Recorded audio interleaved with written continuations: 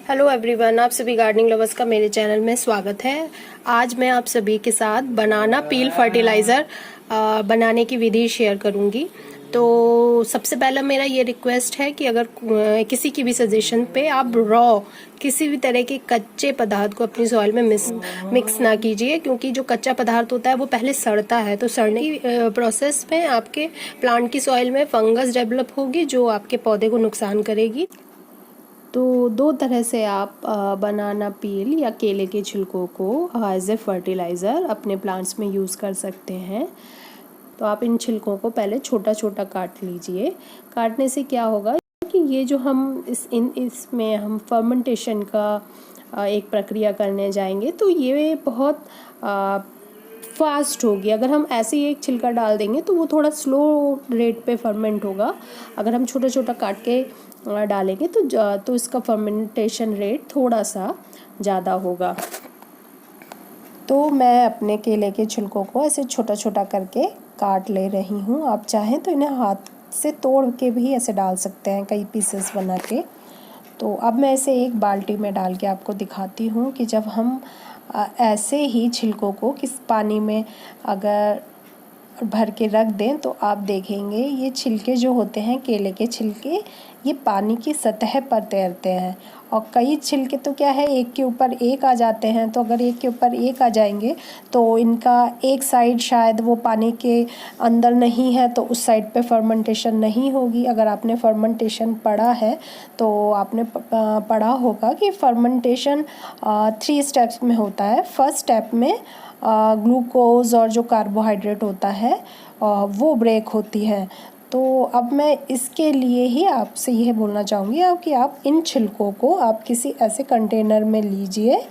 फिर उसके बाद उसके ऊपर एक पत्थर का टुकड़ा या कुछ भारी चीज़ रख दें जिससे ये छिलके नीचे बैठे रहें। फिर इसमें ऊपर से पानी भरें।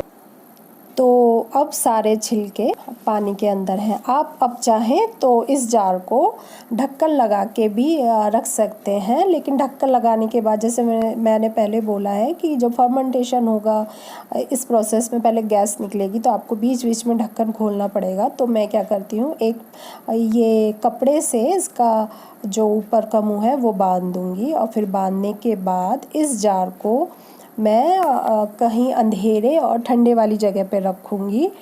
और ये जो फर्मेंटेशन का जो मैंने बोला है फर्स्ट स्टेप है, उसमें 5 से 7 दिन लगते हैं। तो आप अपने इस जार को कम से कम 1 हफ्ते के लिए ऐसे ही किसी अंधेरे और ठंडी जगह पे रखिए।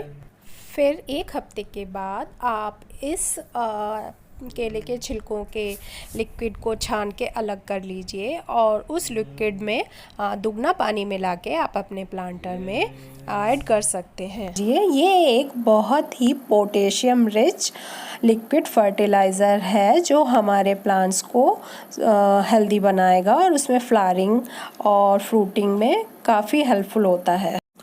अब दूसरा मेथड बताऊंगी जो नॉर्मली मैं हमेशा यही मेथड से अपने पॉट में ये बनाना पील फर्टिलाइज़र ऐड करती हूँ। ये है, आप केले के छिलकों को इस तरह से धूप में सुखा लीजिए। सुखाने के बाद आप इसको मिक्सी में इसका पाउडर बना सकते हैं। ये बहुत आराम से इस पाउडर फॉर्म में आ जाता है।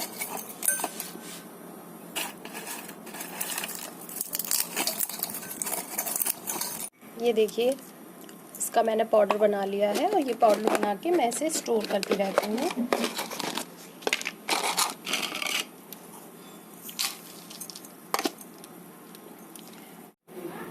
तो ये तैयार हो गया मेरा फुल्ली ऑर्गेनिक पोटाश। इसमें कैल्शियम, मैग्नीशियम और नाइट्रोजन और फास्फोरस भी होता है। अब मैं बात करूंगी कि आप बनाना पील फर्टिलाइज़र को किन प्लांट्स में दे सकते हैं, क्योंकि इसमें पोटेशियम की मात्रा अधिक होती है। तो आप इसे मैच्योर प्लांट में ही दें जो फ्लावरिंग की स्टेज पे है।